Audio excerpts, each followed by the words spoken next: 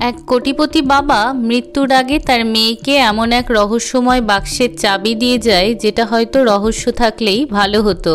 সিনেমার শুরুতে আমরা লরেন নামের এক উকিলকে দেখি যাকে ক্রিমিনালকে বাঁচানোর কেস লড়ার জন্য $1 মিলিয়ন অফার করা হয়। কিন্তু লরেন একজন সৎ উকিল ছিল যে সত্যের জন্য লড়াই করত। তার কাছে টাকার কোনো মূল্য ছিল না, তাই সে কেস ফিরিয়ে দেয়। লরেনের ছোট ভাই উইলিয়াম যে নিউ ইয়র্কের পরবর্তী প্রেসিডেন্ট হতে চায়।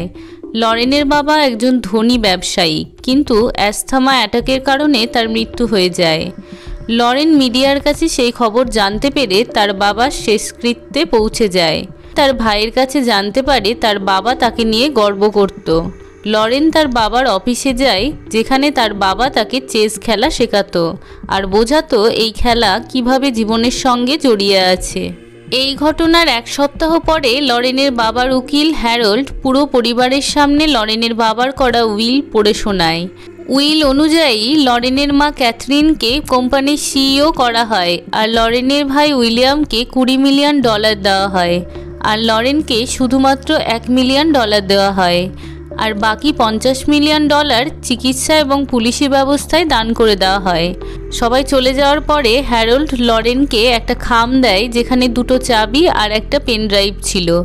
লরেন পেন ড্রাইভটা তার ল্যাপটপে চালিয়ে তার বাবার একটা রেকর্ডিং দেখে, যেখানে তার বাবা একটা বক্সের কথা বলে যেটা সে এতদিন গোপন রেখেছিল। লরেন সেই চাবি নিয়ে তার বাবার বলা ঠিকানায় পৌঁছে যায়।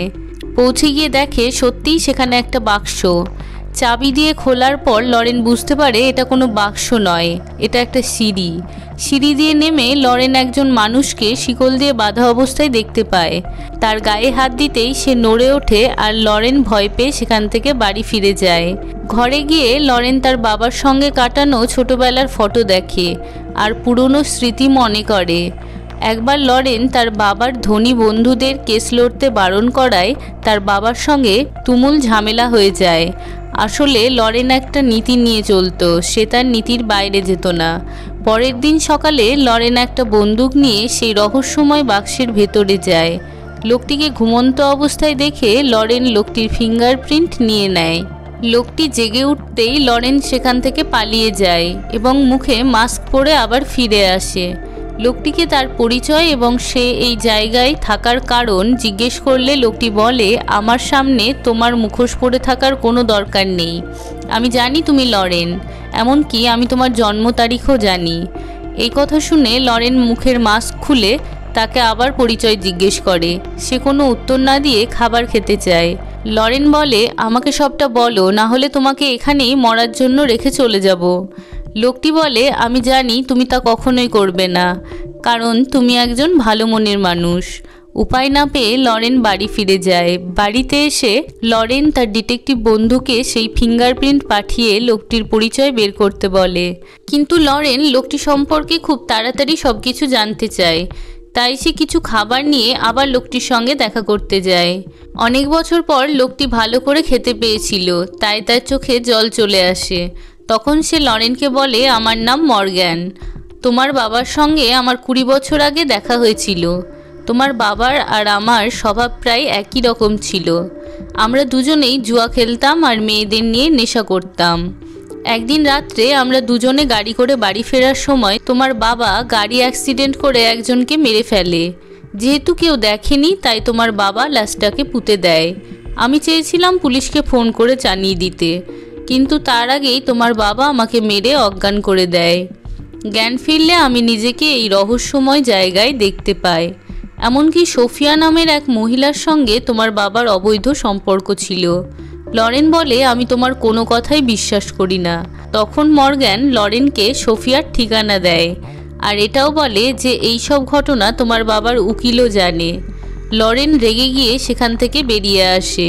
বেরিয়ে এসে লরেন তার বন্ধুকে মর্গ্যান নামের লোকটি সম্পর্কে সব তথ্য তাড়াতাড়ি বের করতে বলে, আর মর্গ্যানের দেওয়া ঠিকানায় পৌঁছে যায়। সেখানে গিয়ে সোফিয়া নামের মহিলার সঙ্গে তার দেখা হয়। সোফিয়া বলে, তোমার বাবার সঙ্গে আমার খুব ঘনিষ্ঠ বন্ধুত্ব হয়, আর ফটোতে একটা বাচ্চা ছেলেকে দেখিয়ে বলে এটা তোমার সৎ ভাই। এই কথা সহ্য করতে না পেরে লরেন কাঁদতে কাঁদতে সেখান থেকে বেরিয়ে আসে। তারপর লরেন তার মায়ের সঙ্গে দেখা করে মর্গ্যান সম্পর্কে জিজ্ঞেস করে, কিন্তু তার মা বলে আমি মর্গ্যান নামের কাউকে চিনি না।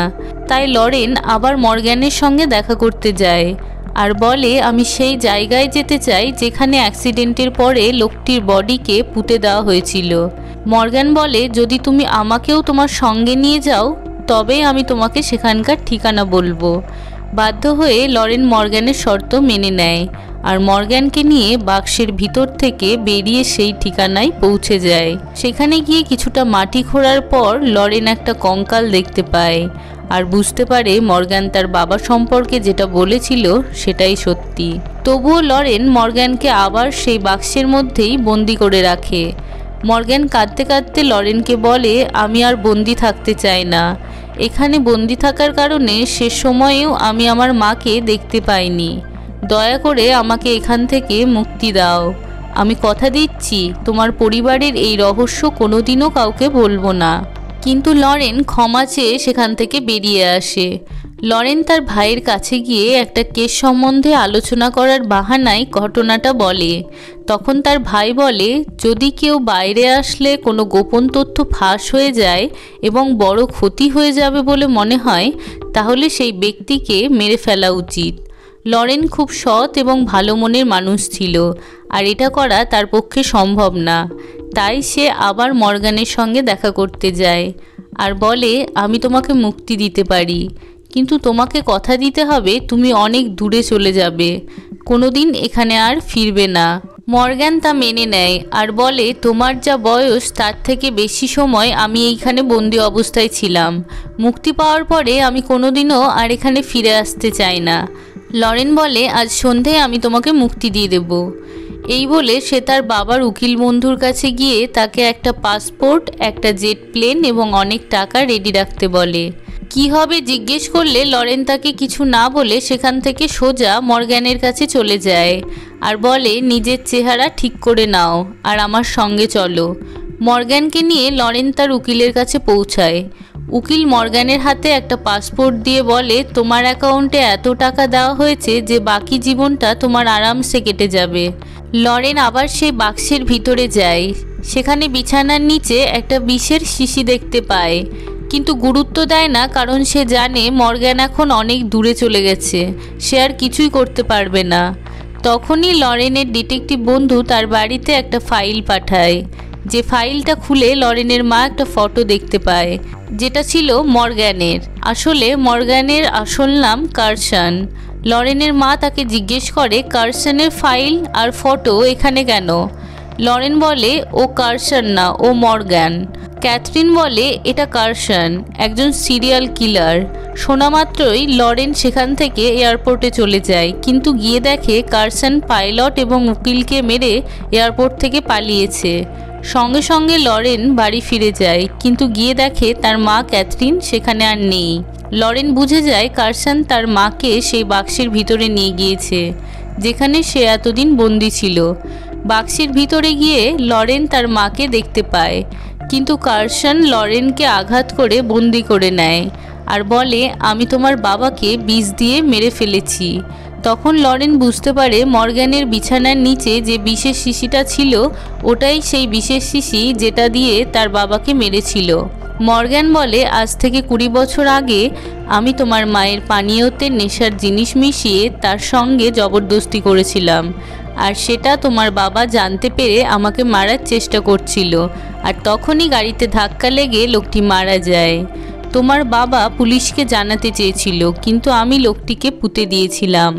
তোমার বাবা রেগে গিয়ে আমাকে এই বাক্সের মধ্যে বন্দি করে দিয়েছিল এবং আমার উপর বছরের পর বছর ধরে টর্চার করছে।